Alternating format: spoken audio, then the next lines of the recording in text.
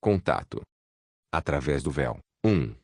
O material deste do próximo capítulo é o mais incomum e difícil de entender. É o mais estranho e o mais fácil para mim contornar quando as pessoas perguntam o que você encontrou.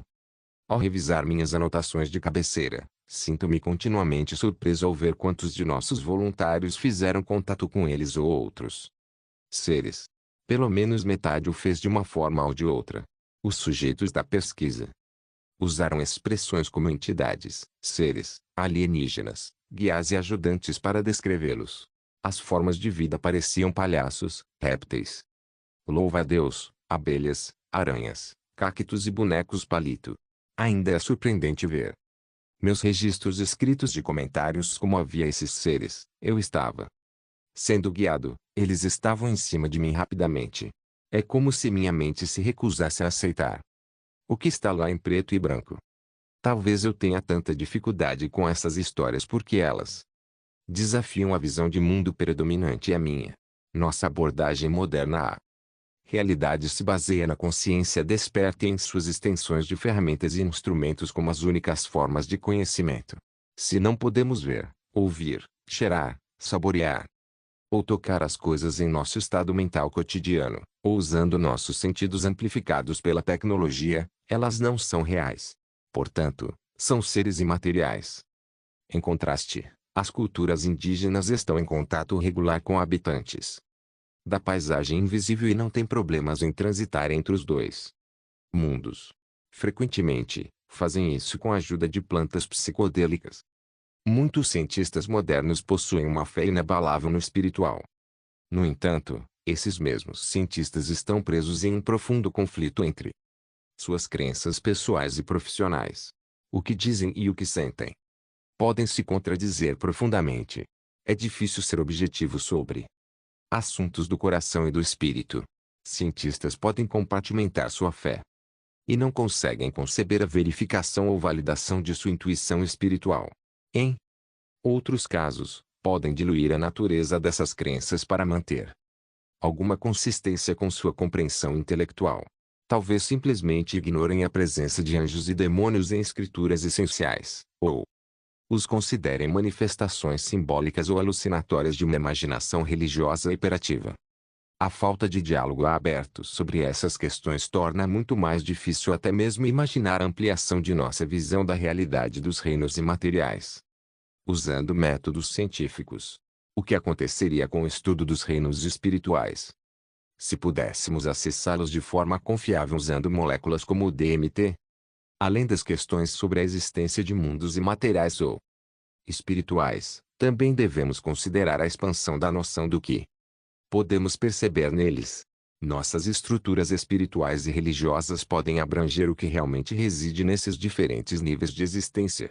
As histórias que estamos prestes a ouvir vão além de encontros razoavelmente diretos com o divino ou anjos, nem são especialmente claras, organizadas ou de acordo com o que consideramos dentro do reino das experiências espirituais esperáveis.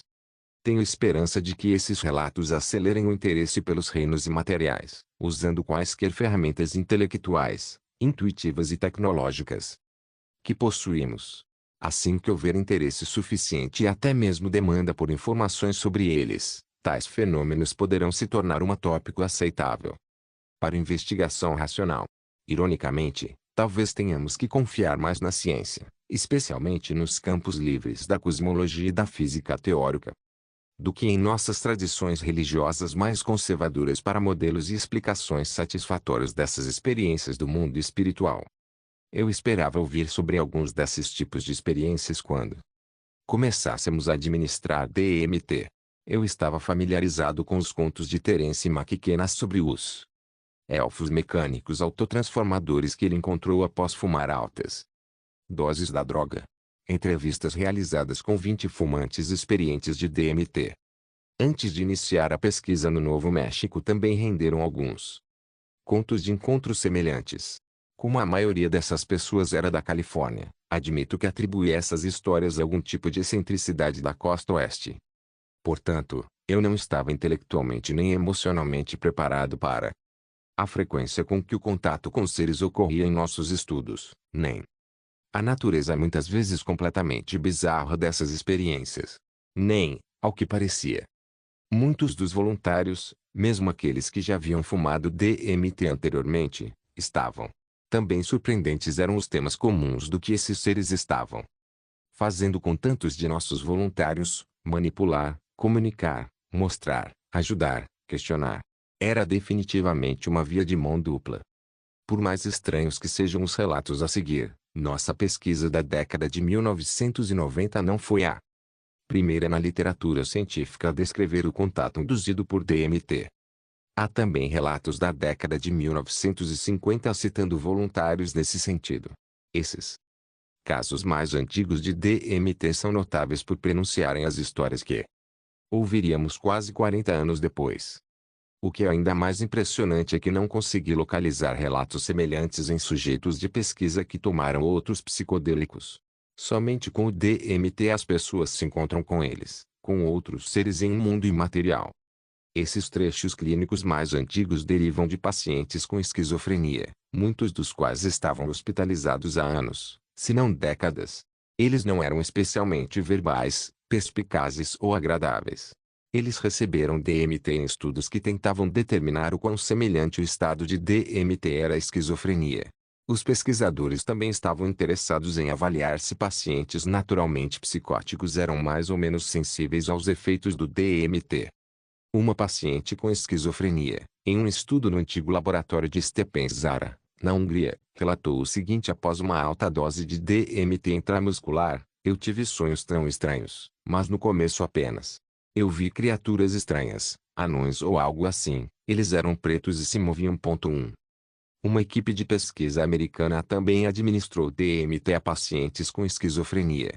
Dos 9 indivíduos, a única que pôde dizer algo sobre sua experiência foi uma mulher infeliz que, após receber uma dose robusta de 1,25 mg/kg de DMT, declarou: eu estava em um lugar enorme e eles estavam me machucando. Eles não eram humanos. Eles eram horríveis. Eu estava vivendo em um mundo de pessoas laranja. 2. Essas pequenas vinhetas devem nos impedir de nos tornarmos complacentes demais em acreditar que o que nossos voluntários relataram é puramente um fenômeno da nova era, dos anos 1990, em Santa Fé. A molécula espiritual revelou mundos invisíveis e seus habitantes, a ciência ocidental muito antes do início de nossa pesquisa. O primeiro encontro de Carlo com formas de vida, assim como suas visões de DNA descritas no último capítulo, ofereceu um prelúdio para histórias futuras e mais elaboradas de outros voluntários. Carlo era um ferreiro de 45 anos. Ele era casado com Helena, cuja experiência de iluminação leremos mais tarde. 8 minutos após sua injeção de alta dose, sem cigarro, ele descreveu este encontro: aquilo foi realmente estranho. Havia muitos elfos. Eles eram travessos, teimosos. Talvez 4 deles tenham aparecido à beira de um trecho da rodovia interestadual que eu viajo regularmente. Eles comandavam a cena, era o terreno deles. Eles tinham mais ou menos a minha altura. Eles seguravam cartazes, mostrando-me essas cenas geométricas incrivelmente belas, complexas e em espiral.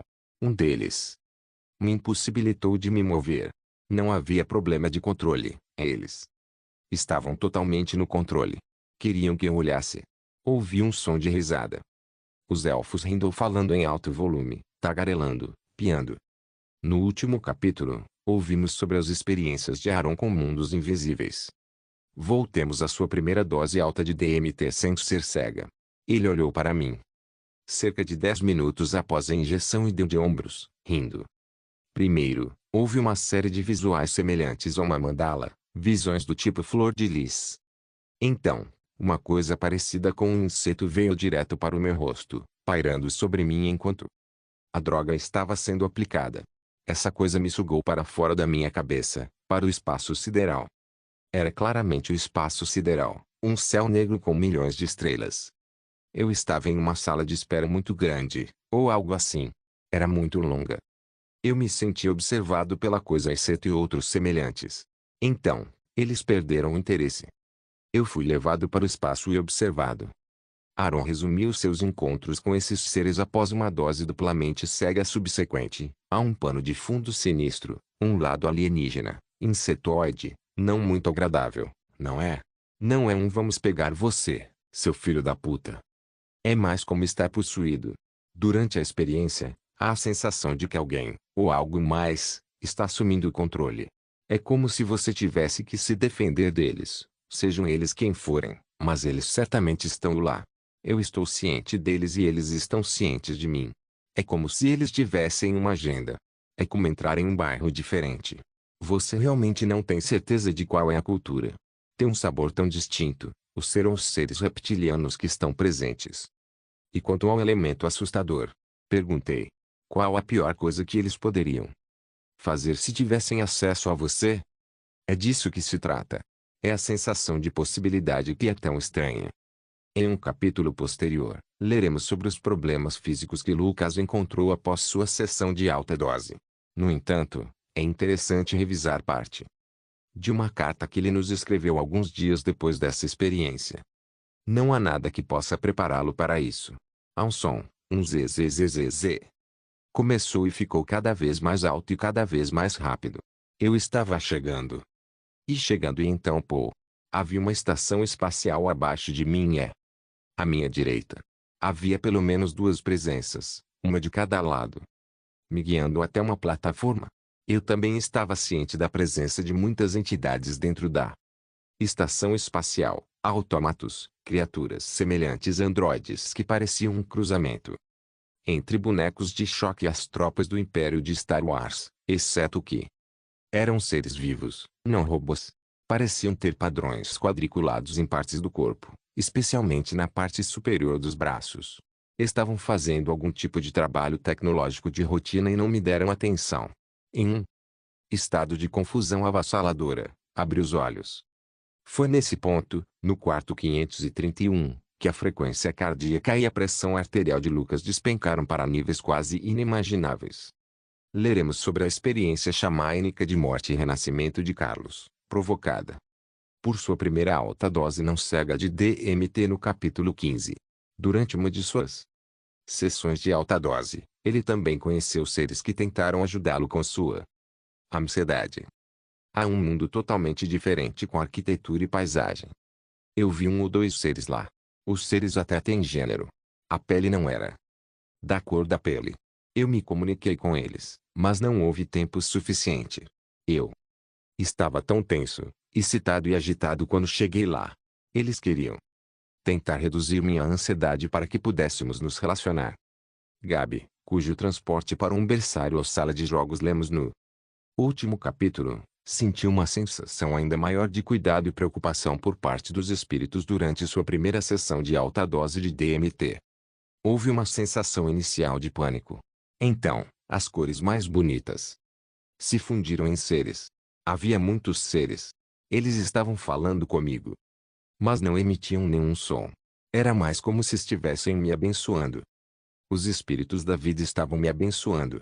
Eles estavam dizendo que a vida era boa. No primeiro momento, parecia que eu estava atravessando uma caverna, um túnel ou indo para o espaço. Em um ritmo acelerado, definitivamente. Eu me sentia como uma bola caindo em direção a onde quer que estivesse. Os encontros de muitos voluntários com formas de vida nesses mundos imateriais envolveram a poderosa sensação de troca de informações. O tipo de informação variava muito. Às vezes, dizia respeito à biologia desses seres. Chris tinha 35 anos, era casado e vendedor de computadores. Ele também tinha bastante talento artístico e atuou em produções teatrais locais. Ele havia tomado psicodélicos de 50 a 60 vezes antes de iniciar nossa pesquisa. Ele esperava que suas sessões de DMT conosco me impulsionassem a um estado de consciência que venho buscando há 8 anos de uso de LSD, mas do qual só tive vislumbres anteriormente. Sua alta dose, sem cigar, foi a experiência mais reconfortante da minha vida. A separação entre mente e corpo foi fácil, e ele decidiu que se a morte é assim, não há com o que se preocupar. Chris retornou para o estudo de tolerância algumas semanas depois. Ele levantou as viseiras após a primeira dose e disse: havia um conjunto de muitas mãos. Elas estavam sentindo meus olhos e rosto. Foi um pouco confuso. Havia mais pessoas. Elas estavam me reconhecendo e me identificando. Foi mais íntimo. No começo, pensei que fossem as viseiras no meu rosto, mas definitivamente não eram. Preenchendo a escala de classificação, ele acrescentou: para chegar àquele espaço, eu tinha que passar por algum tipo de espaço não benevolente. Parecia que havia garras e garras ali tentando protegê-lo de alguma forma. Eram manhãs longas e ela precisava de encorajamento. Deixei minha intuição me guiar. Se necessário, deixe que te despedacem, então você pode seguir em frente.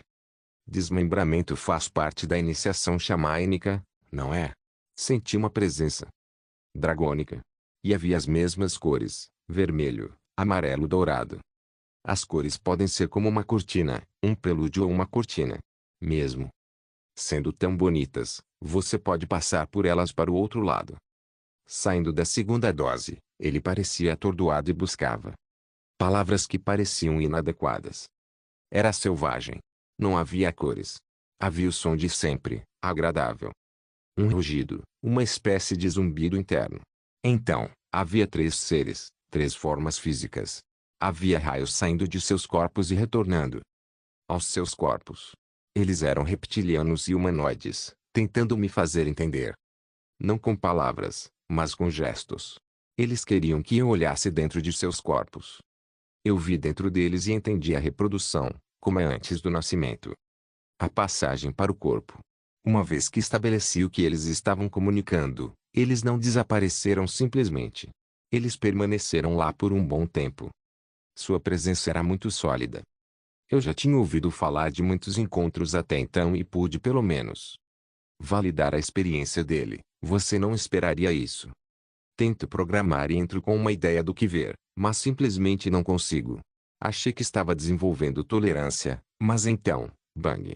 Havia esses três caras ou três coisas.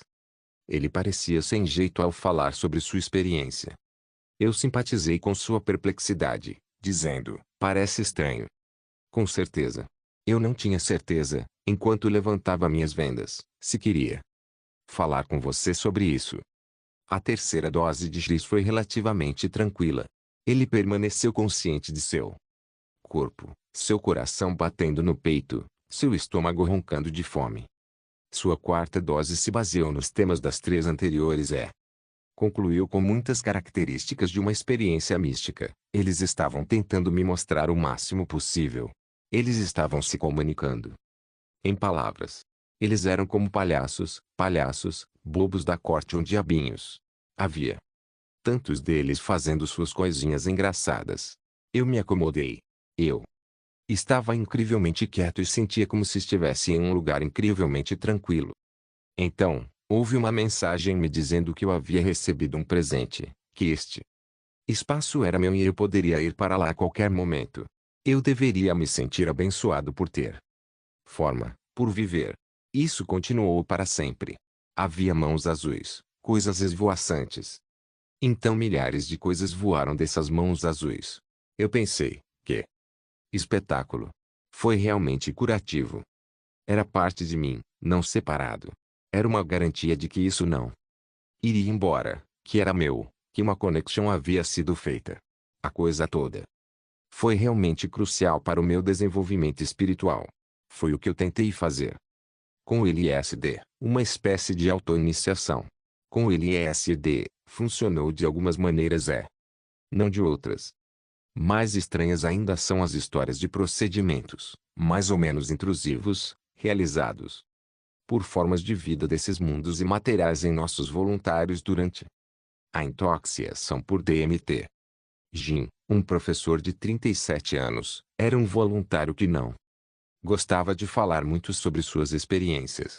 Durante seu estudo de tolerância, conversamos sobre aprofundar-nos nas cores brilhantes, o que ele admitiu o estar distraindo. Ele sentiu que poderia haver seres por trás das cores. E eu o encorajei a verificar se havia. Depois de emergir de sua última dose, ele disse quase sem cerimônia e com pouca emoção: eu os acompanhei, como você sugeriu. Havia pesquisadores clínicos sondando minha mente. Havia uma espécie de fibra óptica ao longo que eles estavam colocando em minhas pupilas. Isso aconteceu anos depois de termos parado de usar o cartão de medição da pupila. Então não tinha nada a ver com o que estava acontecendo na sala 531. Perguntei ao Jim. Como era aquilo para ele? Foi bem estranho, mas imaginei que fosse apenas a droga. Jeremiah, aos 50 anos, era um dos nossos voluntários mais antigos. Ele havia se aposentado recentemente de décadas de serviço nas Forças Armadas e estava iniciando uma nova fase de sua vida profissional, obtendo treinamento em aconselhamento clínico. Ele também estava formando sua terceira família e passou por um lifting facial na metade do estudo dose e resposta. Ele era um homem ocupado. Durante os primeiros minutos de sua alta dose não cega de DMT, Jeremiah explodiu em várias exclamações: "Uau! Uau! Incrível!" Ele começou a sorrir, com um enorme sorriso no rosto. Ele parecia estar se divertindo muito. Era uma creche. Uma creche de alta tecnologia com um único Gumby, de 90 centímetros de altura, cuidando de mim. 3. Eu me sentia como uma criança. Não uma criança humana, mas uma criança. Em relação às inteligências representadas pelo Gumby, ele estava ciente de mim, mas não particularmente preocupado. Uma espécie de preocupação distanciada, como um pai sentiria ao olhar para um cercadinho e ver seu filho de 1 ano deitado ali. Ao entrar nele, ouvi um som, HMMM. Então ouvi 2 ou 3 vozes masculinas conversando. Ouvi uma delas dizer: "Ele chegou." Senti a evolução ocorrendo. Essas inteligências estão cuidando de nós. Ah! Esperança além da bagunça que estamos criando para nós mesmos. Eu não conseguia mudar a experiência de forma alguma. Eu não poderia ter previsto ou mesmo imaginado. Foi uma surpresa total. Tentei me abrir para o amor, mas isso foi bobo. Tudo o que eu podia fazer era observá-lo. Achei este último comentário especialmente interessante porque desafiou minha suposição de que o que Jeremiah encontrou era um produto de sua mente, em vez de uma percepção verdadeira. Abrir-se para o amor é uma abreviação de um esforço para transformar a ansiedade causada por uma experiência inesperada ou desagradável em amor. Se o que Jeremiah acabara de encontrar fosse apenas um produto de sua própria imaginação, ele poderia ter sido capaz de alterar suas reações. O fato de sua tentativa parecer boba me lembrou da futilidade de tentar se abrir para o amor diante de um caminhão que se aproximava. Abrir-se para o amor, ao se ver instantaneamente jogado em um berçário alienígena, foi uma resposta tão ineficaz e inadequada que parecia risível. Vários meses depois, Jeremiah recebeu sua dose duplo cega de 0,4 mg/kg de DMT. Aos 5 minutos, ele começou. Foi muito mais intenso do que a primeira dose principal. É um mundo diferente. Instrumentos incríveis. Coisas do tipo máquina. Havia uma pessoa operando algumas dessas coisas. Eu estava em uma sala grande. Ele estava em outra parte. Sinto-me um pouco trêmulo. Um pouco hipersensível. Há pequenos tremores percorrendo meu corpo. Talvez fechar os olhos ajude. Aqui, vamos colocar um cobertor em você também. Havia uma máquina grande no centro, com conduítes redondos, quase se contorcendo, não como uma cobra, mas de uma maneira técnica. Os conduítes não estavam abertos na extremidade. Eram tubos sólidos azul acinzentados, feitos de plástico. A máquina parecia estar me reconectando, me reprogramando. Havia um humano, até onde eu podia perceber, parado em algum tipo de console, fazendo leituras ou manipulando coisas. Ele estava ocupado, no trabalho, em serviço. Observei alguns dos resultados naquela máquina, talvez do meu cérebro. Foi um pouco assustador, quase insuportavelmente intenso. Tudo começou com um som de lamento. Zumbido. A última sessão duplo cega de Jeremiah foi a dose menos avassaladora, mas definitivamente psicodélica, de 0,2 mg/kg. Nesta sessão, ele estava cercado pela gaiola de tração ortopédica, mas negou que isso o incomodasse. Josette estava substituindo Cindy naquela manhã, como nossa enfermeira. Aos 10 minutos, ele começou. Havia 4 seres distintos olhando para mim, como se eu estivesse em uma mesa de cirurgia. Abri os olhos para ver se eram você e Josette, mas não eram. Eles tinham feito algo e estavam observando os resultados. Eles são muito avançados científica e tecnologicamente. Eles estavam olhando. Logo acima da barra de tração, à minha frente. Acho que estavam dizendo, adeus. Não seja um estranho. Josette disse que parte do que Jeremiah descreveu a lembrava de alguns de seus próprios sonhos estranhos, e ela continuou nos contando sobre um deles. Jeremiah respondeu. Esse foi um sonho que você descreveu. Isso é real. É totalmente inesperado. Bastante constante e objetivo. Alguém poderia interpretar que você está olhando para minhas pupilas, como se estivessem sendo observadas, e os tubos em meu corpo como os tubos que estou vendo. Mas isso é uma metáfora, e isso não é de forma alguma uma metáfora. É uma realidade independente. Constante. Josette coletou a última amostra de sangue e saiu do quarto, fechando a porta atrás de si. Jeremiah e eu relaxamos juntos em silêncio. O DMT me mostrou a realidade de que há infinita variação na realidade. Existe a possibilidade real de dimensões adjacentes. Pode não ser tão simples a ponto de existirem planetas alienígenas com suas próprias sociedades. Isso é muito próximo. Não é como algum tipo de droga. É mais como uma experiência com uma nova tecnologia do que com uma droga. Você pode escolher se quer se concentrar nisso ou não. Ela continuará a progredir sem que você preste atenção. Você retorna não para onde parou, mas para onde as coisas foram desde que você partiu. Não é uma alucinação, mas uma observação. Quando estou lá, não estou intoxicado. Estou lúcido e sóbrio. As sessões de Dmitri continuam a preencher temas de testes e experimentações com voluntários, uma vez que a molécula espiritual os trouxe para reinos imateriais. Com 26 anos quando começou na pesquisa com DMT, Dmitri era de origem grega. Ele morava com Éter, cuja experiência com mundos invisíveis lemos no capítulo 12. Ele era escritor e editor um explorador experiente e constante do espaço interior. Ele havia fumado DMT cerca de 60 vezes e tomado LSD centenas de vezes, cetamina de 50 a 100 vezes e MDMA cerca de 30 vezes. Quando cheguei ao seu quarto, Dmitri estava tranquilo sobre a programação do dia. Não estou muito animado com isso. Sei que é apenas uma dose baixa. Espere até amanhã, respondi. 10 minutos depois de injetar essa dose baixa, Dmitri disse, era bem psicodélico, mais do que eu imaginava. No dia seguinte, o Dr. V e seu assistente, o Sr. W, juntaram-se a nós como convidados. O Dr. V trabalhava para o Instituto Nacional de Abuso de Drogas, a agência que financiava minha pesquisa. Ele estava desenvolvendo um projeto que poderia tratar usuários de drogas com alucinógeno africano e ibogaína. Ele queria ver os efeitos de uma poderosa droga psicodélica administrada em um ambiente de pesquisa. O Sr. W foi uma das pessoas mais prestativas durante minha busca pelo labirinto regulatório do DMT de grau humano.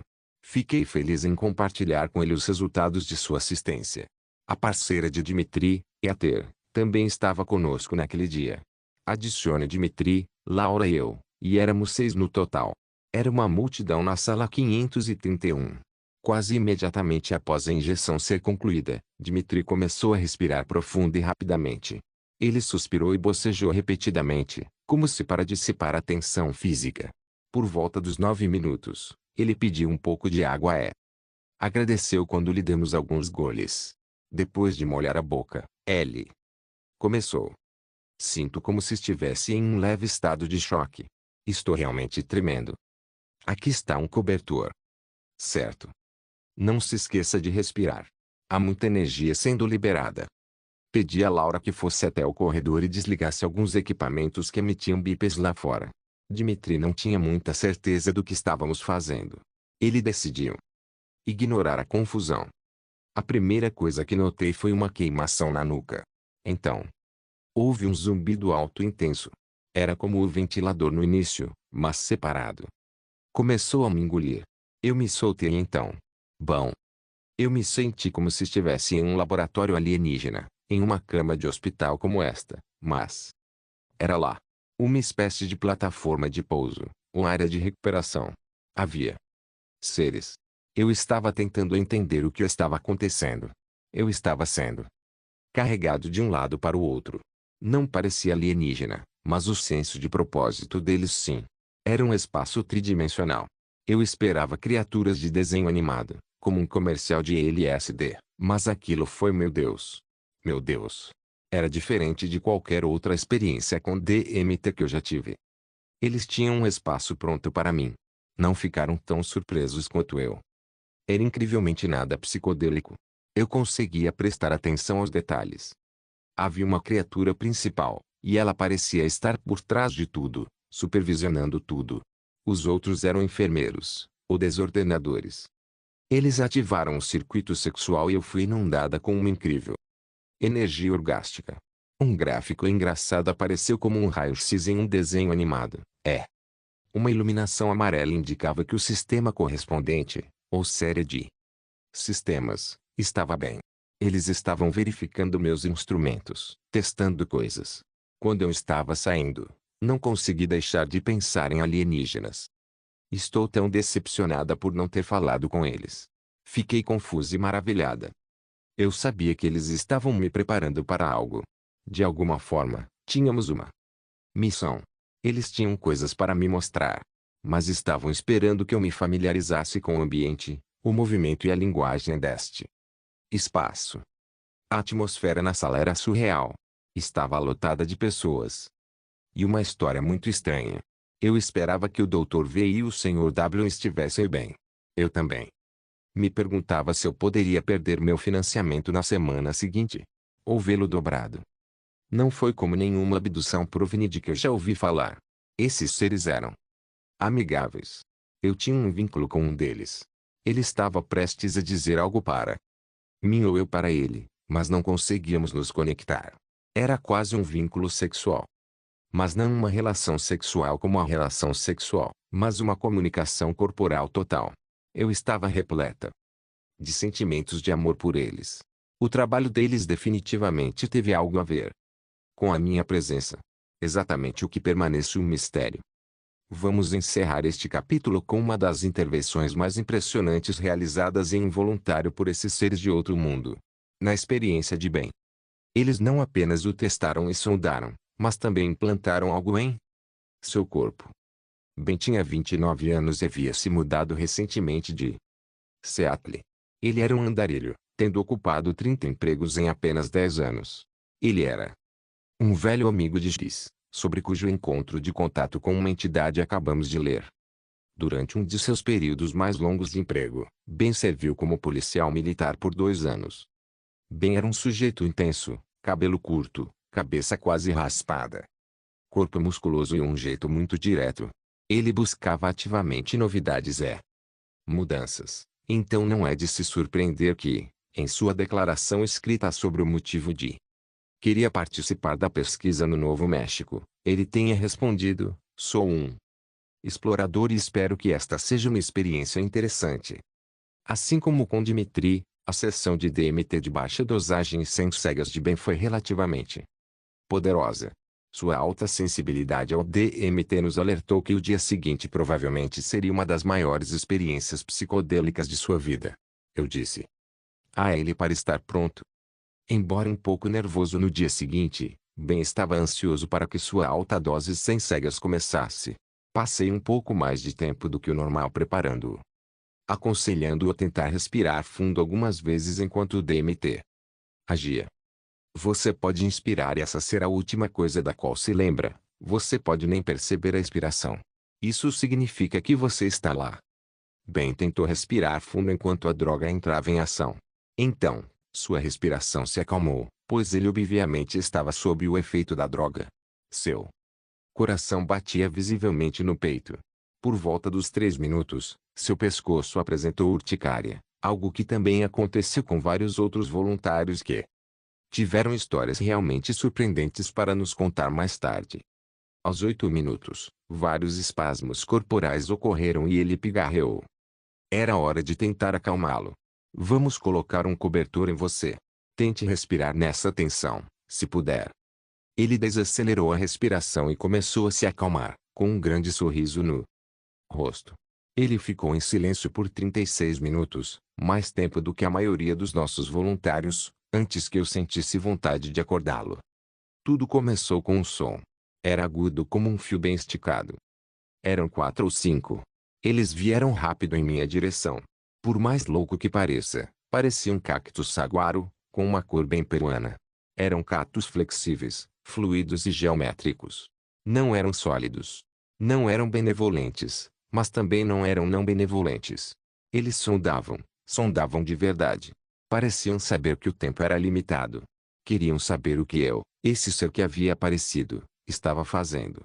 Não respondi. Eles sabiam. Assim que decidiram que eu estava bem, voltaram a fazer suas coisas. Seus olhos estavam abertos, vidrados, olhando para o teto. Ele parecia incapaz de compreender o que acabara de passar. Eu sei. Parece incrível para você. Para nós também, mas acontece. Hesitante, como se não tivesse certeza se queria nos contar. Senti como se algo tivesse sido inserido no meu antebraço esquerdo, bem aqui, uns 7,5 centímetros abaixo dessa tatuagem de corrente no meu pulso. Era longa. Não havia garantias com a sonda. Simplesmente negócios. Laura perguntou, houve algum medo? Talvez no início, por simplesmente ter meu ego posto de lado. Quando eles estavam em mim, havia um pouco mais de confusão do que medo. Tipo, ei, o que é isso? E então lá estavam eles. Não houve tempo para eu dizer, quem diabos são vocês? Vamos ver a identificação. Há consistências surpreendentes e notáveis entre os relatos de voluntários sobre contato com seres imateriais. O som e a vibração aumentam até a cena muda quase explosivamente para um reino alienígena. Os voluntários se encontram em uma cama ou em uma plataforma de pouso, ambiente de pesquisa ou sala de alta tecnologia. Os seres altamente inteligentes deste outro mundo estão interessados no sujeito, aparentemente prontos para sua chegada e sem perder tempo para colocar mãos à obra. Pode haver um ser em particular, claramente no comando, orientando os outros. Os voluntários frequentemente comentam sobre a qualidade emocional dos relacionamentos, amorosos, atenciosos ou profissionalmente distantes. Seu trabalho parecia ser testar, examinar, sondar e até modificar a mente e o corpo do voluntário. Às vezes, os testes vinham primeiro. E, depois que os resultados eram satisfatórios, novas interações ocorriam. Eles também se comunicavam com os voluntários, tentando transmitir informações por gestos, telepatia ou imagens visuais. O propósito do contato era incerto, mas vários sujeitos sentiram uma tentativa benevolente da parte dos seres de nos melhorar individualmente ou como raça. Fiquei perplexo com o grande volume e a natureza bizarra desses relatos. Minhas respostas cruas e mínimas aos relatos dos voluntários neste capítulo refletem claramente o meu dilema. No início, tentei evitar as armadilhas inerentes ao desenvolvimento de qualquer modelo explicativo, seja para meu benefício ou para o dos participantes. Depois de um tempo, porém, todos nós precisávamos entender esse tipo de sessão. Como psiquiatra de pesquisa clínica, eu alimentava a ideia de que a regularidade e a consistência desses relatos, e a força do senso de realidade por trás deles, apoiavam uma explicação biológica. Estávamos ativando certos locais fixos no cérebro que provocam uma exibição de visões e sentimentos na mente. De que outra forma tantas pessoas poderiam relatar experiências semelhantes, criaturas reptilianas semelhantes insetos. Eu acreditava que essas experiências eram alucinações, embora bastante complicadas, simplesmente produtos da química cerebral provocada por uma droga alucinógena, como um sonho acordado. Os globos oculares de vários voluntários giraram nas órbitas durante sessões de altas doses de DMT, lembrando-me do sono com movimentos rápidos dos olhos, quando ocorrem os sonhos. Talvez o DMT estivesse induzindo um estado de sonho acordado. No entanto, os sujeitos da pesquisa resistiram tenazmente às explicações biológicas porque tais explicações reduziam a enormidade, a consistência e a inegabilidade de seus encontros. Como alguém poderia acreditar que havia pedaços de tecido cerebral que, quando ativados, transmitiam encontros com seres, experimentação e reprogramação? Sugerir que se tratava de um sonho acordado também não satisfazia a necessidade dos voluntários por um modelo que fizesse sentido e se encaixasse em suas experiências. Muitos até mesmo prefaciavam seus relatos dizendo: Isso não foi um sonho ou eu não poderia ter inventado isso se quisesse. Em um nível um pouco mais abstrato, tentei uma explicação psicológica. Ou seja, essas experiências simbolizavam outra coisa, desejos, medos ou conflitos não resolvidos. No entanto, essas explicações simbólicas não foram mais bem-sucedidas. Mesmo interpretações levemente persistentes fracassaram. Como essas experiências poderiam refletir questões psicológicas inconscientes, como desejos agressivos ou dependentes. Em alguns voluntários, a necessidade de dar sentido às sessões mais estranhas era quase acadêmica, foi só a droga. Para outros, no entanto, essa necessidade assumiu uma urgência premente. Como poderiam ter passado pela experiência que acabaram de passar? Seria a imaginação deles? Como a imaginação deles poderia gerar um cenário que parecesse mais real do que a consciência desperta? Se fosse real, como alguém agora vive a vida, sabendo que existem agora múltiplos reinos invisíveis, habitados por formas de vida inteligentes. Quem são esses seres? Qual? E a natureza do relacionamento deles com os voluntários agora que fizeram contato? Em certo momento, decidi suspender minha abordagem reducionista, materialista. Eu sei o que é isso. Não que isso me ajudasse a me sentir mais confortável com o que eu estava ouvindo. Mas pelo menos eu não correria mais o risco de piorar as coisas explicando as experiências das pessoas como algo diferente. Interpretar, explicar ou reduzir de alguma forma seus relatos geralmente fazia com que os voluntários se fechassem, e eu sabia que estaria perdendo partes valiosas e importantes de toda a história se não conseguisse incentivá-los a falar. Então, como um experimento mental, decidi agir como se os mundos que os voluntários visitavam e os habitantes com quem interagiam fossem reais, tão reais quanto o quarto 531, a cama do hospital, a enfermeira da pesquisa e eu. Agora havia liberdade para responder com mais empatia e ver aonde isso levava. Também tornou possível começar a considerar outras maneiras de compreender os relatos estranhamente consistentes dos sujeitos da pesquisa. No entanto, havia um desconforto persistente em adotar essa abordagem. Ao responder aos relatos de contato, comecei a me perguntar se estava iniciando uma descida para algum tipo de psicose comunitária. Os voluntários também. Ao ouvir relatos semelhantes de seus colegas em nossos encontros sociais pós-estudo, vários participantes decidiram formar um grupo de apoio ao DMT que se reunia a cada 1 ou 2 meses. O motivo? Não consigo conversar com ninguém sobre essas coisas. Ninguém entenderia. É simplesmente muito estranho. Quero me lembrar de que não estou perdendo a cabeça. Contato. Através do véu. 2. Este capítulo descreverá 2 dos casos mais complexos de contato com seres que vimos em nossa pesquisa no Novo México. Embora qualitativamente semelhantes aos relatos que lemos no capítulo anterior, eles se destacam em virtude de seus detalhes e significado intensamente pessoal para os voluntários, Rexé. Sara. Suas histórias exemplificam o quão longe o DMT, a molécula espiritual, pode nos levar a mundos e perspectivas que nem sequer podemos imaginar. Essas sessões em particular são o pleno florescimento dessa série de experiências absolutamente inesperadas e profundas. Elas também me deixaram confusa e preocupada sobre para onde a molécula espiritual estava nos levando. Foi nesse ponto que comecei a me perguntar se eu estava me metendo em algo além da minha capacidade com essa pesquisa. As experiências foram tais que meus modelos da mente, do cérebro e da realidade começaram a parecer limitados demais para absorver e compreender a natureza do que voluntários como Rexé Sara estavam vivenciando. Elas também me fizeram começar a me perguntar o quão adequadamente éramos capazes de apoiar, compreender e ajudar nossos voluntários a integrar essas experiências sobrenaturais. Estaríamos abrindo a caixa de Pandora. Como os voluntários viveriam suas vidas a partir daquele momento, após terem vivenciado uma realidade tão inexplicável, mas certa? O que poderíamos dizer a eles para aliviar sua confusão? Sara tinha DMT-34 e Rex tinha DMT-42.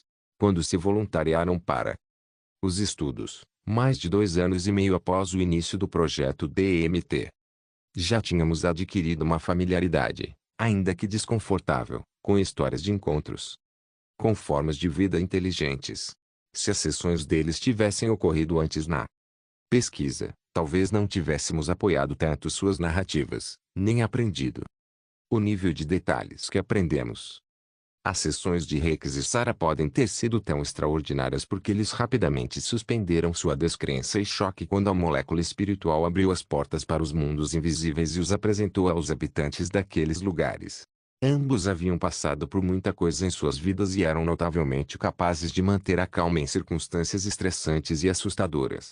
Eles entravam nesse tipo de situação tentando aprender tudo o que podiam com elas, sem desconsiderar nada, aceitando o máximo possível. Rex tinha 40 anos quando se voluntariou para nossos estudos. Enquanto estava nas Forças Armadas, ele havia tomado um pouco de PCP, ou pó de anjo, pensando que fosse THC, o ingrediente ativo da maconha. A psicose resultante o levou a um hospital psiquiátrico por uma semana. Ele frequentou a faculdade por vários anos, mas dificuldades financeiras e a falta de moradia encerraram seus estudos. Ele sofreu um episódio de depressão após um divórcio aos 20 e poucos anos.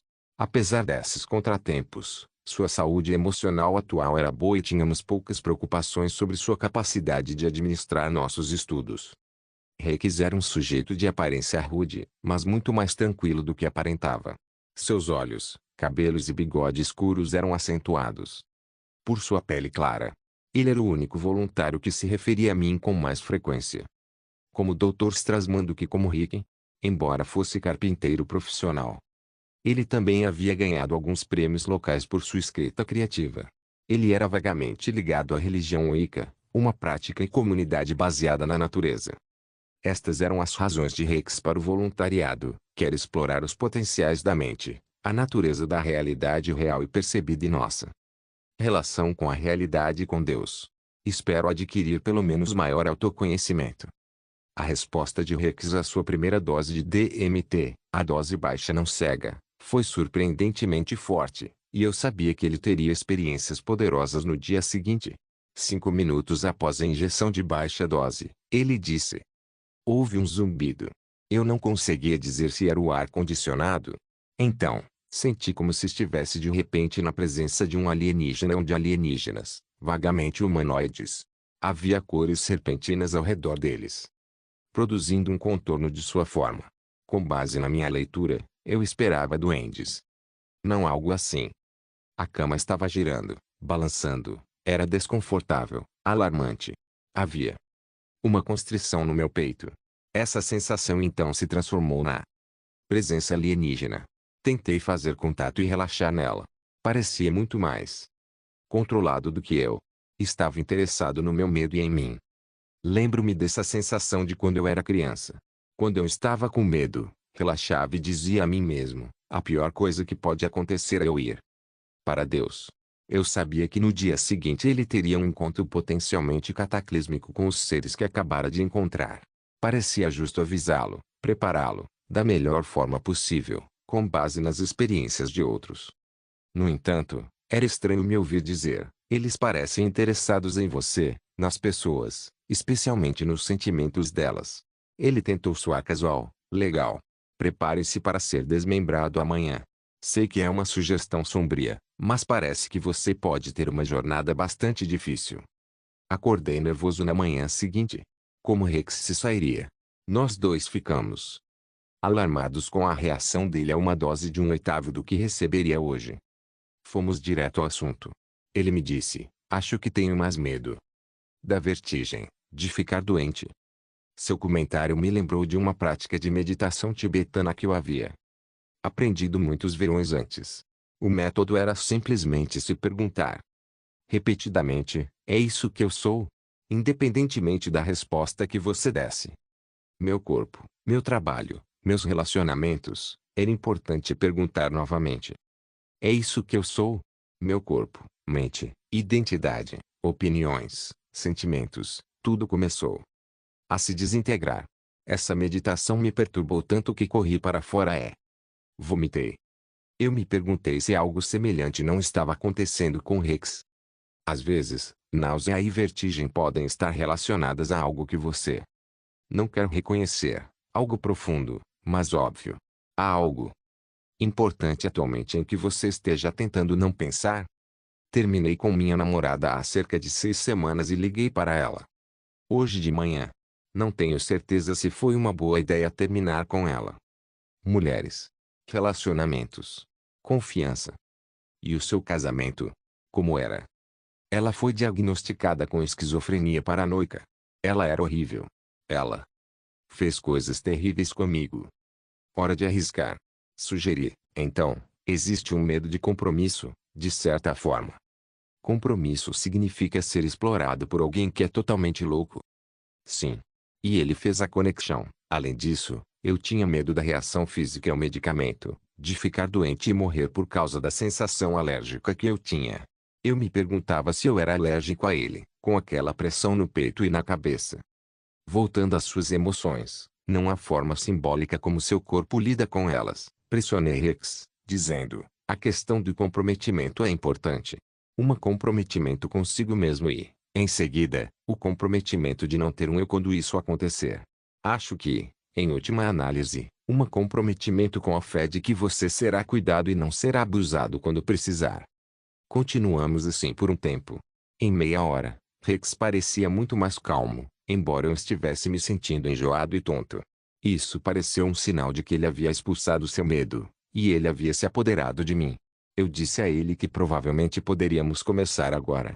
Andei rapidamente pelo corredor algumas vezes, joguei água fria no rosto no banheiro e me senti relativamente normal. Rex ficou deitado em silêncio pelos primeiros minutos após a injeção. Vejo em minhas anotações o seguinte comentário, após comentar como ele estava imóvel, graças a Deus. Aos 7 minutos, urticária começou a se formar em seu pescoço. Laura apontou para o frasco de anti-histamínico que tínhamos à mão, caso a urticária se tornasse muito grave ou a reação alérgica se espalhasse para os pulmões e ele começasse a chiar. Ele tinha um sistema alérgico hiperativo. Como se sentisse nossa preocupação, estendeu a mão esquerda e Laura segurou. Aos 10 minutos, Rex tirou a venda dos olhos. Ele começou, quando eu estava entrando no subsolo, havia esses insetos ao meu redor. Eles estavam claramente tentando me libertar. Eu estava lutando para me livrar de quem eu sou ou era. Quanto mais eu lutava, mais demoníacos eles se tornavam, sondando minha psique e meu ser. Finalmente comecei a abrir mão de partes de mim, pois não conseguia mais manter tanto de mim unido. Enquanto fazia isso, ainda me apegava à ideia de que tudo era Deus, e que Deus era amor, e eu estava me entregando a Deus. E ao amor de Deus porque tinha certeza de que estava morrendo. Ao aceitar minha morte dissolução no amor de Deus, os insetoides começaram a se alimentar do meu coração, devorando os sentimentos de amor e rendição. Não é como LSD. As coisas realmente se fechavam ao meu redor, em comparação com a amplitude que sinto com LSD. Não havia sensação de espaço. Tudo estava próximo. Nunca vi nada assim. Eles estavam interessados em emoção. Enquanto eu me apegava ao meu último pensamento, que Deus é igual a amor. Eles disseram, mesmo aqui. Mesmo aqui. Eu disse, sim, claro. Eles ainda estavam lá, mas eu fazia amor com eles ao mesmo tempo. Eles festejavam enquanto faziam amor comigo. Não sei se eram homens, mulheres ou algo. Mas era extremamente estranho, embora não necessariamente desagradável. O pensamento me ocorreu com certeza, eles estavam manipulando meu DNA. Mudando sua estrutura. E então começou a desaparecer. Eles não queriam que eu fosse. Lembrando-me de muitas histórias anteriores, eu disse, sim, eles estão interessados em nós e em nossos sentimentos. E, não, eles não querem que a gente vá. A intensidade era quase insuportável. As formas se tornavam cada vez mais sinistras quanto mais eu lutava. Vou precisar de terapia depois disso, sexo com insetos. Ainda buscando uma explicação psicológica para essas experiências estranhas, tentei isto, são eles. Seus medos, seus limites. Rex não mordeu a isca. MMMM. Talvez, não sei. Era comunicação não verbal. Mesmo. Aqui. Mesmo aqui. Não era dito em palavras. Era uma comunicação empática, uma comunicação telepática. Por volta dos 28 minutos, ele ainda não parecia de volta. Como você se sente agora? Agora mesmo? Meu corpo não parece ser exatamente meu. Ainda há algo da outra dimensão fluindo através dele. Sinto-me permeada por algo. Mas. E emocionalmente? Emocionalmente. Estou um pouco eufórica. Feliz por estar viva. Ele riu, olhando para mim de uma forma mais focada. Sim. Feliz por estar viva. Você pode ter desmaiado enquanto eles se alimentavam de você. Eu não ficaria surpreso. Isso provavelmente faria a maioria das pessoas desmaiar. Isso mesmo. É verdade. Dependendo da pessoa, isso poderia levá-la ao limite. É ela mesma. É o outro. Eu simplesmente não sei. Eu simplesmente não sei. De onde essas coisas vêm? Como costumava acontecer, responder à escala de classificação ajudou Rex a preencher algumas lacunas em sua descrição. Ele repetiu o que muitos voluntários afirmaram quando pensaram na realidade de seus encontros com esses seres de outro mundo. Essa pergunta sobre estar chapado, eu não sei. Eu tinha minhas capacidades. Eu consegui observar com bastante clareza. Eu não me sentia chapado ou intoxicado, estava simplesmente acontecendo. Rex veio para vários dias de estudo piloto para o projeto Pindolol. Primeiro, L. Receberia uma dose de DMT. Após o desaparecimento de todos os efeitos, daríamos a ele uma dose oral de Pindolol e, em seguida, administraríamos a mesma dose de DMT 90 minutos depois. Nesse ponto, o Pindolol estaria exercendo seu efeito máximo nos receptores de serotonina. As doses de 0,05 e 0,1 mg/kg de DMT sem e depois com Pindolol foram relativamente tranquilas. Aproveitamos o tempo para processar seu encontro de alta dose com os insetos alienígenas em festa. Agora tenho a sensação de que há algo mais que não consigo acessar na minha vida diária. Acho que é a sensação de ter feito contato alienígena. Acho que tenho uma expectativa desse contato na vida cotidiana.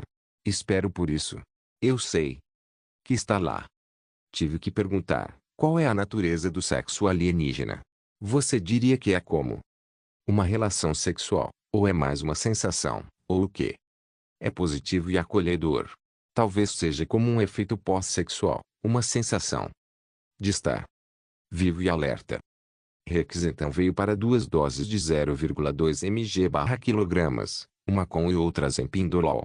Ele pareceu moderadamente afetado pela primeira dose de 0,2. Percebo que o intenso som pulsante zumbido e a vibração são uma tentativa das entidades do DMT de se comunicarem comigo. Os seres estavam lá.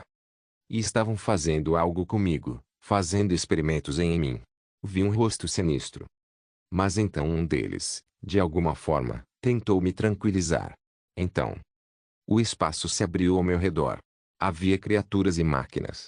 Parecia que estava em um campo de espaço negro.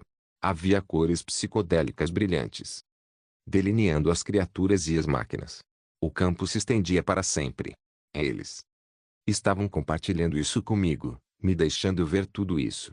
Havia uma mulher. Eu senti como se estivesse morrendo. Então ela apareceu e me tranquilizou. Ela me acompanhou durante a observação das máquinas e das criaturas. Quando eu estava com ela, tive uma profunda sensação de relaxamento e tranquilidade. Fiquei feliz por ele finalmente encontrar algum apoio em suas viagens. Finalmente, uma amiga. Sim. Ela tinha uma cabeça alongada. Acho que os guardiões estavam me impedindo de vê-la. Tentando novamente interpretar suas experiências psicologicamente, eu disse: os guardiões são coisas suas. São apenas as coisas que impedem você de ver o que está lá. E novamente, assim como da última vez, Rex gentilmente me repreendeu. Eu sei, mas eles parecem outra coisa. Parecem guardiões, guardiões. Ele continuou. Eles estavam me comunicando, mas era tão intenso. Eu não conseguia suportar.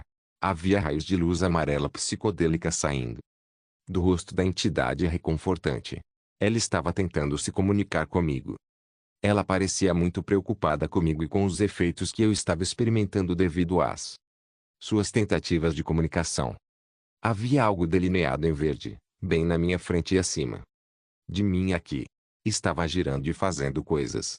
Ela estava me mostrando, ao que parecia, como usar aquela coisa. Parecia um terminal de computador.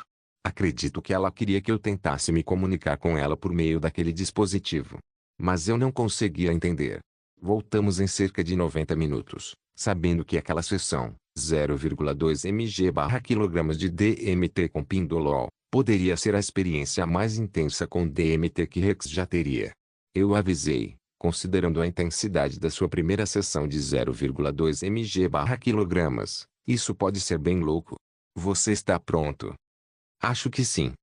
A pressão arterial de Rex estava bem alta aos 2 minutos, 180 a 130. E gesticulei para Laura verificar novamente aos 3 minutos. Permaneceu alta.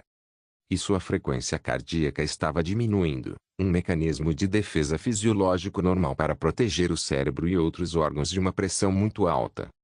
No entanto, ele parecia bem. Aos 5 minutos, sua pressão arterial diastólica, o número inferior, permanecia acima de 105. Pensei comigo mesmo, esta é uma resposta de pressão arterial muito alta. Aos 12 minutos, ele tirou a venda dos olhos, parecendo chocado. Tenho uma sensação muito estranha. É como estar deitado em um banho quente. Você está aquecido? Um pouco. Estou principalmente sonolento. As coisas no quarto parecem estranhas. Veio com muita força. Achei que duraria muito e nunca passaria. Era o mesmo lugar, luzes de neon definiam tudo. Eu estava em uma enorme colmeia infinita. Havia inteligências semelhantes insetos por toda parte. Estavam em um espaço hipertecnológico. Ele ergueu os braços acima da cabeça, olhou para a mão direita e riu. Em certo momento, senti uma coisa molhada me atingindo por todo o corpo. Estavam pingando coisas em mim. Tudo ali era amigável. Não acho que perdi a consciência, mas não consigo recuperá-la completamente. Ele olhou para o teto, perplexo. Desculpe, doutor. Não me lembro. Está tudo bem. Você voltou. É tudo o que importa. Lutando. Havia um que estava comigo ao meu lado. Havia mesmo a vibração pulsante. Eles queriam que eu me juntasse a eles, que ficasse com eles. Fiquei tentado. Talvez seja para lá que você foi, que não consegue se lembrar. Eu estava olhando para um corredor que se estendia para sempre. Pode ser que seja onde eu me perdi. O zumbido e a mudança caleidoscópica eram intensos. E continuaram por um longo tempo. Então, pararam e eu estava naquela colmeia. Havia outra me ajudando, diferente daquela que vi mais cedo. Esta manhã. Era muito inteligente. Não era nada humanoide. Não era uma abelha, mas parecia uma. Estava me mostrando a colmeia. Era extremamente amigável. E senti uma energia cálida e sensual irradiando por toda a colmeia. Decidi que devia ser maravilhoso viver em um ambiente amoroso e sensual como aquele. Ela me disse que era ali que estava o nosso futuro. Não sei por que disse isso, o que significava ou se isso é bom ou não. Lembro-me de dizer a mim mesmo enquanto descia, quero me lembrar, mas não consigo. Para onde Rex tinha ido? Quem eram os seres semelhantes insetos com um interesse tão aguçado e relacionamentos complexos com ele, devorando e consumindo, mas também amando e nutrindo? Minhas tentativas de sugerir um significado psicológico pessoal caíram em ouvidos moucos, algo que acontecia rotineiramente com nossos voluntários sempre que eu tentava ajudá-los a interpretar suas experiências dessa maneira. Rex estava em paz com suas experiências e as incorporou à sua compreensão dos sonhos cada vez mais complexos e ricos em símbolos, que começaram a se desenvolver. Ele também começou a ler mais seriamente sobre plantas psicodélicas e xamanismo. Antes de um de seus últimos dias de Pindolol, ele me pediu para examinar uma pinta purulenta em sua perna. Insisti para que ele consultasse imediatamente um dermatologista, que diagnosticou melanoma maligno. Rex não pôde participar de mais estudos até que seu câncer fosse investigado e tratado. Felizmente, o melanoma não havia se espalhado e ele foi tratado com sucesso com a simples remoção do tumor. Naquela época, porém, eu já havia deixado o Novo México. Sarah ingressou no projeto DMT aos 42 anos. Ela morava com o segundo marido, Kevin, o filho pequeno e os dois filhos mais velhos do primeiro casamento. Sarah trabalhava como escritora freelancer e cursava pós-graduação. Era uma mulher de constituição sólida, cabelos ruivos e olhos azuis brilhantes. Seus modos eram diretos e seu sorriso travesso frequentemente aparecia durante conversa sobre qualquer assunto. Sarah provavelmente sofria da depressão mais grave entre todos os nossos voluntários, tendo sofrido uma overdose de tranquilizantes prescritos aos 25 anos. Ela teve que ser hospitalizada involuntariamente por 2 semanas após a tentativa de suicídio e, posteriormente, tomou antidepressivos por vários anos. No entanto, seu humor estava excelente sem qualquer medicação por mais de uma década, e ela foi uma das nossas participantes de pesquisa mais satisfeitas e perspicazes. Sarah nos contou que um anjo a visitou uma vez quando ela teve febre alta na infância, e agora tinha guias espirituais com quem se comunicava para obter conselhos e apoio. Ela se considerava mais sensível do que a maioria das pessoas à cura e às energias psíquicas. Sarah praticava a religião Wicca, assim como Rex, e eles se conheciam através da comunidade Wiccana em geral. Sarah se voluntariou para este estudo para compreensão pessoal e expansão da consciência. Espero chegar a uma compreensão mais profunda de mim mesma e da minha relação com o universo e os mundos invisíveis. Seus medos referiam-se a estar perdida em um abismo e não ser corajosa o suficiente para enfrentar o desafio. A experiência de Sarah com a dose baixa foi típica da dos outros voluntários. Agradável, relaxante, com uma sensação de que mais estava por vir. Sua sessão de alta dose no dia seguinte, no entanto, foi intensa e profunda. Vamos às suas anotações, que ela me enviou uma semana após os eventos daquela manhã. Rick disse, tudo bem, vamos começar agora em cerca de 15 segundos. Sua mão estava fria na minha, uma última conexão reconfortante com a realidade. Tentei contar os batimentos cardíacos, algo intelectual em que me agarrar. Cheguei a 3 batimentos.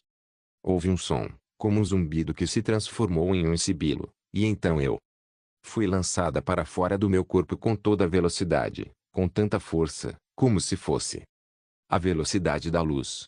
As cores eram agressivas, aterrorizantes, senti como se eles fossem me consumir, como se eu estivesse em uma esteira rolante em alta velocidade indo direto para a serra elétrica psicodélica cósmica. Eu estava apavorada. Me senti abandonada. Estou completa e totalmente perdida. Nunca estive tão sozinha. Como você pode descrever a sensação de ser a única entidade no universo? Há sons, cantos agudos, como vozes de anjos. Mas eles não são confortáveis. São muito impessoais e não se importam comigo.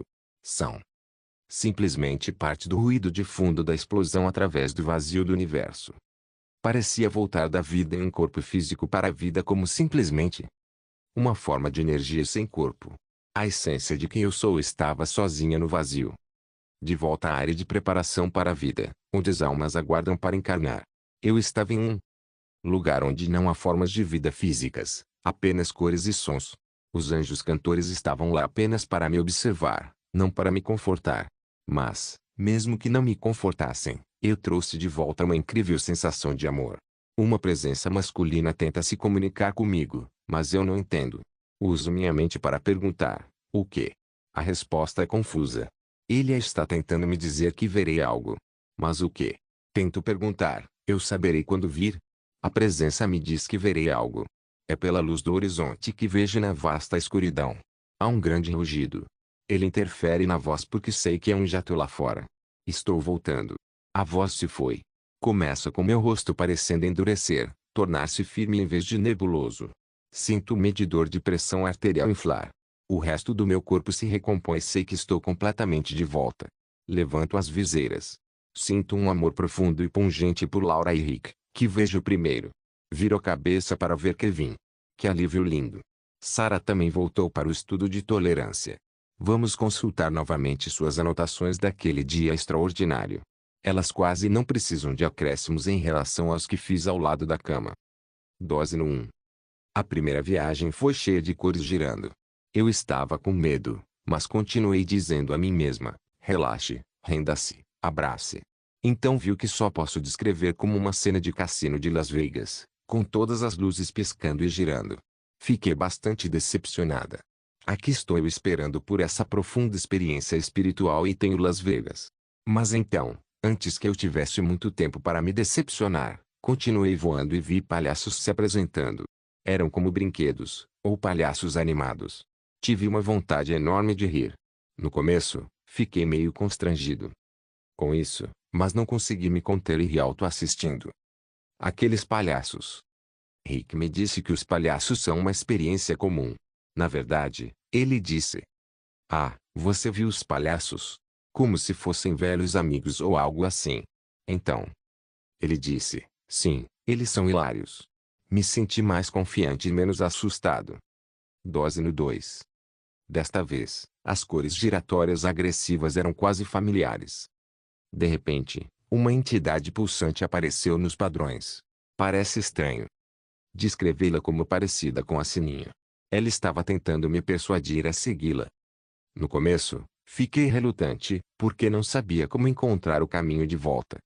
Quando decidi que queria seguir, percebi que a droga estava começando a passar e eu não estava chapado o suficiente para segui-la. Eu disse a ele: "Não posso ir com você agora. Veja, eles me querem de volta." Ele não pareceu se ofendido e, na verdade, me seguiu de volta até que eu senti que havia chegado ao seu limite. Senti como se estivesse se despedindo. A reentrada foi lenta e eu estava relutante em tirar as viseiras. Os olhos de todos brilharam tanto quando tirei as minhas. Eu sabia que o Sara estava à beira de algum avanço, mas que sua forte reação às alucinações coloridas de alguma forma estava impedindo. Você consegue parar antes do contato com as cores? Você não consegue não vê-las, mas consegue se impedir de responder a elas. Ela perguntou: "É melhor ter esperança e intenção de algo, como ver aquela pequena criatura pulsante e brilhante novamente? O melhor é não ter intenção. Se você pretende algo e isso não acontecer, você vai esbarrar nisso. Você vai reagir contra isso. Apenas sinta seu corpo deitado na cama e tente esvaziar sua mente." Ela assentiu, e todos nós paramos para olhar pela janela, observando a beleza das nuvens de tempestade se formando no céu de primavera. Sara parecia exausta. Dose no 3. Percebi que o que Rick disse era verdade, que a parte mais intensa de cada viagem era passada enredada nessas cores. Desta vez, eu rapidamente atravessei para o outro lado. Eu estava em um vazio de escuridão.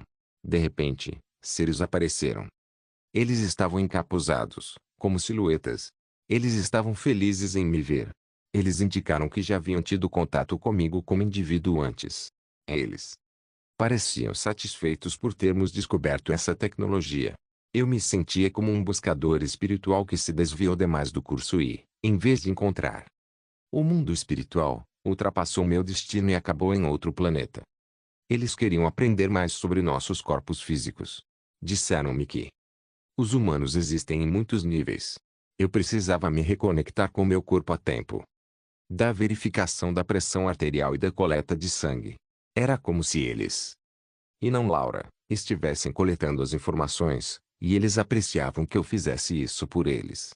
De alguma forma, tínhamos algo em comum. Eles me disseram para abraçar a paz. Eu podia sentir que estava começando a me afastar deles à medida que o efeito da droga passava. Quando comecei a descer, vi coisas do mundo deles que realmente não consigo descrever. Pensei em como os nativos do Pacífico Sul só conseguiam ver os pequenos barcos do Capitão Cook, e não seus grandes navios, até que realmente subiram a bordo e os tocaram. A reentrada foi muito difícil. Eu me senti meio perdida, mas senti um raio trator do amor de Kevin e o segui. Minhas anotações indicam que Sara se levantou para usar o banheiro. Ao retornar, ela disse: "Estou cansada, mas estou pronta para a quarta dose. Esta é a última dose. Você pode realmente ir em frente." Kevin acrescentou: "Certifique-se de retornar." Aos 5 minutos, sua pressão arterial e frequência cardíaca subiram mais do que durante toda a manhã, mesmo em comparação com sua leitura de 2 minutos. Quando as respostas das pessoas geralmente são melhores. Ela obviamente estava se esforçando. Mas em que? Só descobriríamos mais tarde. Aos 10 minutos, Meus registros indicam que ela murmurou: temos coisas que podemos lhe oferecer também. Espiritualidade. Certo, aprecie-se. Bem ali, bem ali. Eu fiz isso por você. Pronto, você pode sair. Anotações de Sarah sobre a dose no 4. Fui diretamente para o espaço profundo. Eles sabiam que eu voltaria e estavam prontos para me receber. Disseram-me que havia muitas coisas que poderiam compartilhar conosco quando aprendêssemos a fazer contato mais prolongado. Novamente, eles queriam algo de mim, não apenas informações físicas. Estavam interessados em emoções e sentimentos. Eu disse a eles: temos algo que podemos dar a vocês, espiritualidade. Acho que o que eu realmente queria dizer era amor. Tentei descobrir como fazer isso. Senti uma energia tremenda, uma luz rosa brilhante, com bordas brancas, crescendo no meu lado esquerdo. Eu sabia que era energia espiritual e amor. Eles estavam à minha direita, então estendi minhas mãos através do universo e me preparei para ser uma ponte. Deixei essa energia passar por mim até eles. Eu disse algo como: vejam, eu fiz isso por vocês. Vocês têm. Eles ficaram gratos. Eu estava descendo do DMT, perdendo altitude. Eu teria que voltar. Fiquei um pouco decepcionado por a experiência ter sido desperdiçada dando quando o que eu queria era a iluminação espiritual. Eu deveria ter pedido algo para levar de volta primeiro. Acho que não me sinto confortável no meu papel de emissário espiritual terreno. Mas fiz o meu melhor. Eu sempre soube que não estávamos sozinhos no universo. Eu pensava que a única maneira de encontrá-los era com luzes brilhantes e discos voadores no espaço sideral. Nunca me ocorreu encontrá-los de fato em nosso próprio espaço interior. Eu pensava que as únicas coisas que poderíamos encontrar eram coisas em nossa própria esfera pessoal de arquétipos e mitologia. Eu esperava guias espirituais e anjos, não formas de vida alienígenas. Minhas próprias anotações acrescentam esta pequena troca perto do final da sessão. Vi algum equipamento ou algo assim, gravetos com lágrimas saindo deles. Parecia máquinas. Pode ter sido uma máquina. As anotações de Sarah descrevem seu estado de espírito após essas sessões. É difícil entender tudo isso. Era real. Certamente parecia real, mas os sonhos também parecem quando acontecem. Mas havia algo nisso que era diferente de um sonho, mesmo os sonhos lúcidos que às vezes tenho. Havia realmente outras formas de vida lá fora? Eu realmente enviei a elas o poder do amor e da espiritualidade. Ainda mais perturbador, elas de alguma forma me marcaram. Elas estão me observando de alguma forma. Isso me faz sentir um pouco louca e muito confusa. Pior ainda, me sinto muito isolada na minha experiência. Como alguém, exceto alguém que já passou por isso, pode entender? Talvez essa coisa me tenha deixado louca. Eu sei que certamente mudou minha vida. Agora, o que vou fazer com isso? Como posso guardar algo tão grande dentro de mim? Eu não estava familiarizado com a literatura sobre a abdução alienígena antes de começar o estudo com DMT. Muitos dos nossos voluntários também não. Eu não sabia quase nada sobre o assunto e tinha pouca vontade de aprender mais. Parecia muito mais marginal do que até mesmo o estudo de drogas psicodélicas. No entanto, quando começamos a ouvir tantos relatos de encontros com entidades, eu sabia que não podia mais, alegando ignorância do fenômeno maior. Apesar do meu bom senso, agora me sinto compelido a expressar minha opinião sobre a experiência de contato com formas de vida alienígenas. Vamos revisar a experiência popularmente relatada de abdução alienígena. Veremos a impressionante semelhança entre esses contatos naturais e aqueles relatados em nosso estudo com DMT. Essa notável sobreposição pode facilitar nossa aceitação da minha proposição de que a experiência de abdução alienígena é possibilitada por níveis cerebrais excessivos de DMT. Isso pode ocorrer espontaneamente por meio de qualquer uma das condições descritas anteriormente que ativam a formação de DMT pineal. Também pode ocorrer quando os níveis de DMT aumentam devido à ingestão da droga de fora, como em nossos estudos. Nossa cultura atual é fascinada pela experiência de abdução alienígena. O psiquiatra John Mack publicou muitos relatos de abduzidos. Pessoas que ele agora chama de experimentadores, em seus livros Abduction e Passaporte do T-Cosmos. Quando o evento começa, Mack diz, a consciência é perturbada por uma luz brilhante, zumbidos, vibrações corporais estranhas ou paralisia. Ou o aparecimento de um ou mais seres estranhos humanoides ou mesmo com aparência humana em seu ambiente. Mack enfatiza a sensação de vibrações de alta frequência relatadas por muitos abduzidos, que podem fazer com que sintam como se estivessem se desintegrando em nível molecular. Alguns se encontram em ambientes familiares, como um parque com balanços, e figuras emergem do fundo. Os abduzidos também frequentemente se encontram em algum tipo de mesa de exame ou tratamento. Os experimentadores estão absolutamente sob o controle dos alienígenas. Apesar da natureza obviamente inesperada e bizarra do que estão vivenciando, não há dúvida em suas mentes de que realmente está acontecendo. Assim, eles descrevem suas experiências como mais reais do que reais. Vários graus de ansiedade ocorrem neste estágio preliminar, especialmente se parecer que a consciência está se separando do corpo. Para muitos, a experiência do medo é, por si só, de alguma forma transformadora. Deixar ir. Para o terror parece mudar a natureza da experiência de negativa para positiva. O indivíduo pode flutuar ou, de outra forma, entrar em um recinto curvo que parece conter equipamentos semelhantes a computadores e outros equipamentos técnicos. Assim que a pessoa chega, seres estranhos são vistos ocupadamente se movendo, realizando tarefas que os abduzidos realmente não entendem. Os abduzidos comumente relatam ver túneis cheios de energia cilindros de luz nesses ambientes. O alienígena típico se parece com aqueles retratados comumente na mídia.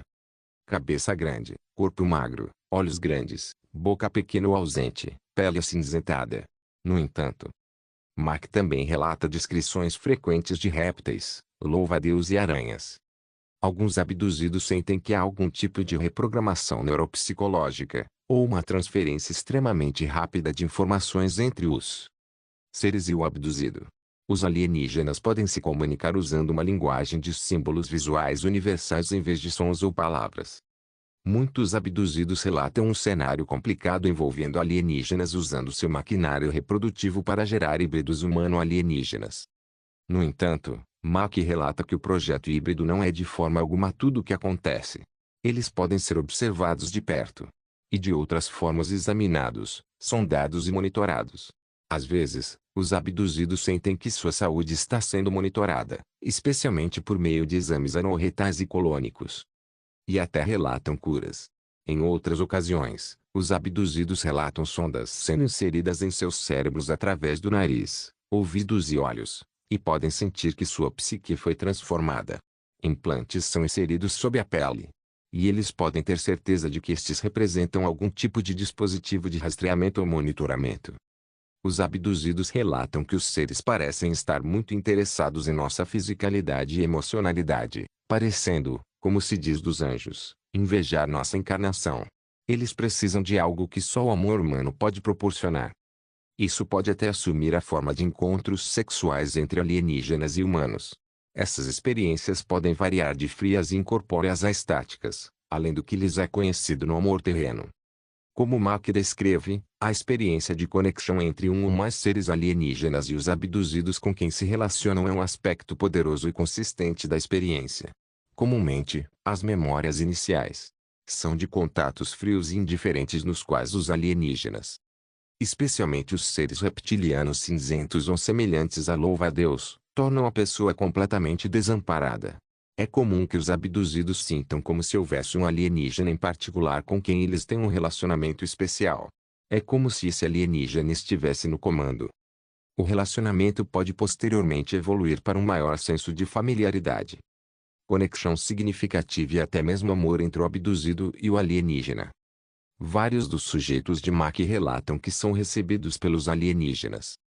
Quando emergem em sua realidade, os alienígenas dizem telepaticamente, bem-vindos de volta. Alguns relatam uma série de encontros ao longo da vida, começando na infância.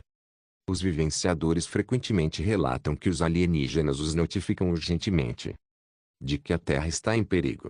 Sua abdução está relacionada a isso, na medida em que eles fornecem material reprodutivo para o projeto híbrido ou decidem espalhar a mensagem de degradação ambiental para um público mais amplo. À medida que o trabalho de Mack com seus sujeitos progredia, ele observa outro elemento comum, talvez até básico, da experiência de abdução. Esta é a natureza transformacional e espiritual do encontro, o colapso da percepção espaço-tempo, uma sensação de entrar em outras dimensões da realidade ou universos. Um sentimento de conexão com toda a criação. O senso de pertencimento dos abduzidos a esse reino pode ser tão agudo a ponto de criar um anseio por ele, um desejo de não voltar. Muitos abduzidos não mais temiam a morte, sabendo que sua consciência sobreviveria à morte do corpo. Um deles chegou a considerar a ideia de se matar para poder retornar ao estado de êxtase que encontrou durante suas abduções. A semelhança do relato de Mack sobre as abduções alienígenas de experimentadores com os contatos descritos por nossos próprios voluntários é inegável. Como alguém pode duvidar, depois de ler nossos relatos nestes últimos 2 capítulos, que o DMT provoca encontros alienígenas típicos? Se nos fosse apresentado um registro dos relatos de vários dos nossos sujeitos de pesquisa, com todas as referências ao DMT removidas, alguém conseguiria distinguir nossos relatos daqueles de um grupo de abduzidos? Por mais chocantes e perturbadores que fossem, o contato com formas de vida de outra dimensão nunca esteve na lista de motivos dos voluntários para participar de nossa pesquisa. Nem era algo que eu esperava com frequência. Em vez disso, eram os estados transpessoais, místicos e espirituais aos quais eles aspiravam. É para eles que agora voltaremos nossa atenção. Continua.